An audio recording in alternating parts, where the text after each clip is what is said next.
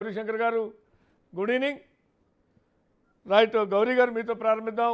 తెలంగాణలో లోక్సభ ఎన్నికల ప్రచారం ఇవాళ నామినేషన్ విత్డ్రా, దాని తర్వాత కొన్ని తిరస్కరణ, ఆమోదం, మొత్తానికి పూర్తయింది, ప్రక్రియ పూర్తయింది. సింబల్స్ కూడా అందరికీ ఇండిపెండెంట్ వాళ్ళ సింబల్స్ కూడా కేటాయించడం అంతా పూర్తయింది. ఇక ప్రచారం పీక్ స్టేజ్కి చేరుతోంది. సోషల్ మీడియాలో తప్పుడు వీడియోలు పోస్ట్ చేశారంటూ ఢిల్లీ కేంద్రం నుంచి పోలీసులు రావటం, ముఖ్యమంత్రి కూడా నోటీసులు ఇచ్చారన్న వార్తలు వస్తున్నాయి. ముఖ్యమంత్రి కూడా రియాక్ట్ అయ్యాడు.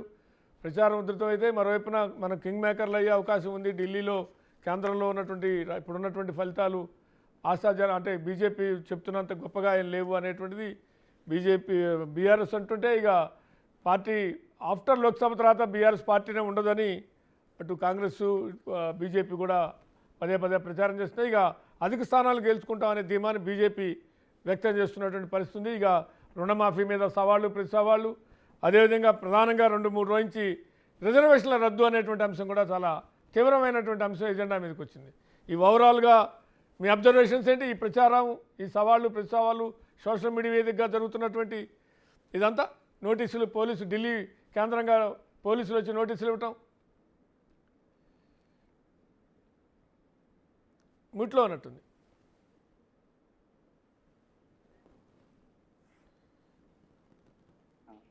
పోలింగ్ డేట్ దగ్గర అవుతా ఉంది, ప్రచారం కూడా పెరుగుతా ఉంది. అండ్ పర్టికులర్లీ ఆఫ్టర్ మాజీ ముఖ్యమంత్రి కేసీఆర్ గారు ఎప్పుడైతే ప్రచారంలో దూసుకొని పోతా ఉన్నాడు, ప్రచారం చేస్తా ఉన్నాడు స్ట్రాంగ్ గా, కొంచెం బీఆర్ఎస్ కూడా కదలిక వచ్చింది బాగా. అండ్ బీఆర్ఎస్ పార్టీలు కూడా వర్జనంలో డెఫినెట్ గా మనకు కొంచెం ఛాన్సెస్ ఉన్నాయి, డెఫినెట్ కొన్ని 2 సీట్స్ అయినా గెలవచ్చు, లేదంటే ఎక్కువనే గెలవచ్చు అన్నది వాళ్ళకి ప్రచారంగా మెజారిటీ సీట్స్ మేమే గెలుస్తామని చెప్పుకుంటారు. ఏ పార్టీని చెప్పుకుంటారు, న్యాచురల్ ఓడిపోతామని ఎవరు బాగా చెప్పరు. ఒకప్పుడు మనకు కొద్ది రోజుల కింద కాంగ్రెస్ బీజేపీ బాగా ఫైట్ ఉంటుంది అని అనుకున్నది, ఇప్పుడు బీఆర్ఎస్ కూడా కొంచెం స్ట్రాంగ్ గానే క్యాంపెయిన్ చేస్తా ఉంది. కానీ వెరీ ఇంట్రెస్టింగ్ ఎలక్షన్స్ మనకి ఈసారి అయితే డెఫినెట్ గా. ఎందుకంటే మనకి ఢిల్లీలో ఫస్ట్ ఫేజ్ ఆఫ్ పోలింగ్ తర్వాత రకరకాల రిపోర్ట్స్ వస్తున్నాయి. ఒక రిపోర్ట్ లోనేమో భారతీయ జనతా పార్టీకి బాగానే వచ్చాయి బాగానే సీట్స్ వస్తాయి, పోలింగ్ శాతం బాగా పెరిగిన వాళ్ళకు అన్నారు. ఇంకో దాంట్లో ఇండియా క్లెయిమ్ ఏమంటే, కాంగ్రెస్ పార్టీ క్లెయిమ్ ఏంటంటే డెఫినెట్ గా మా కాంగ్రెస్ పార్టీకి బాగా ఓట్స్ పడ్డాయి ఈసారి, వాళ్ళ అలయన్స్ కూడా బాగా పడ్డాయి, డెఫినెట్ గా మాదే ఈసారి పై చేయి ఉంది అని వాళ్ళు చెప్తా ఉన్నారు. అల్టిమేట్లీ ఒక ఎలక్షన్స్ మాత్రం ఫుల్ పీచ్ లో ఉంది. And definitely all parties, particularly మన తెలంగాణలో చూస్తే ఒక ట్రయాంగులర్ కంటెస్ట్ మాత్రం కనపడతా ఉంది ఇప్పుడు, పర్టికులర్లీ ఆఫ్టర్ కేసీఆర్ గారు స్పీడ్ లో దిగాక. కానీ అల్టిమేట్లీ మనకు జనరల్ డిస్కషన్ కానీ పబ్లిక్ లో మాట్లాడేది ఇప్పటికీ ఇంకా బీజేపీ కాంగ్రెస్ గురించి మాట్లాడుతూ ఉన్నారు. ప్రతి పార్టీ ధీమాగానే ఉంది. కాంగ్రెస్ పార్టీ కూడా 14 సీట్లు వస్తాయంటున్నారు, పిఆర్ఎస్ కూడా మేము 14 సీట్లు మాకు వస్తాయంటున్నారు, బీజేపీ కూడా సేమ్ అదే క్లెయిమ్ చేస్తా ఉన్నారు. చూడాలి ప్రజలు ఎటువైపు వెళ్తారు, ఎవరికి ఓటేస్తారు చూడాలి. బట్ ఒక అంశం అయితే మీరు అన్నట్టు రిజర్వేషన్ల అంశం తెర మీదకి వచ్చింది. అట్ ద సేమ్ నిన్న లోకల్గా రుణమాఫీ సంబంధించి 2-3 రోజులు నడిచింది. దాని తర్వాత ఇప్పుడు రిజర్వేషన్ల అంశం ఖచ్చితంగా ఆ హామీని అమలు చేసి తీరుతామంటే సాధ్యం కాదు, రాజీనామాల పర్వం, సవాళ్ళు, అమరుల స్తూపం, సవాలంటే ప్రతి సవాళ్ళు ఇసురుకున్నారు. దాని నుంచి కొద్దిగా ఇప్పుడు రిజర్వేషన్ దగ్గరికి వచ్చింది ఎపిసోడ్. రిజర్వేషన్స్ జనరల్ గా ఏ పొలిటికల్ పార్టీ కూడా ఈ మూమెంట్ లో టచ్ చేయదు.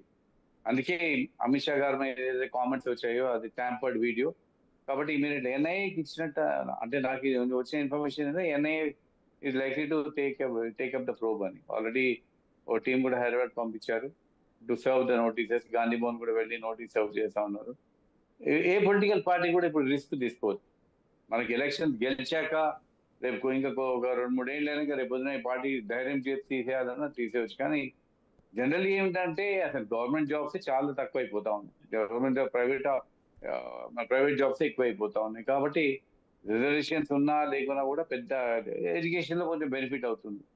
కానీ జాబ్స్ లో మాత్రం ఆల్మోస్ట్ ప్రైవేటైజేషన్ ఎక్కువ, ప్రైవేటైజ్ జాబ్సే ఎక్కువ ఉన్నాయి. మనకు కాంట్రాక్ట్ అపాయింట్మెంట్స్ ఎక్కువైపోయింది, మనకి ఫుల్ టైం అపాయింట్మెంట్ తగ్గిపోయినాయి. కాబట్టి ఆ రిజర్వేషన్ ఇష్యూ ఏది అనుకుంటే ఏ పొలిటికల్ పార్టీ కూడా ఇప్పుడు టచ్ చేయదు.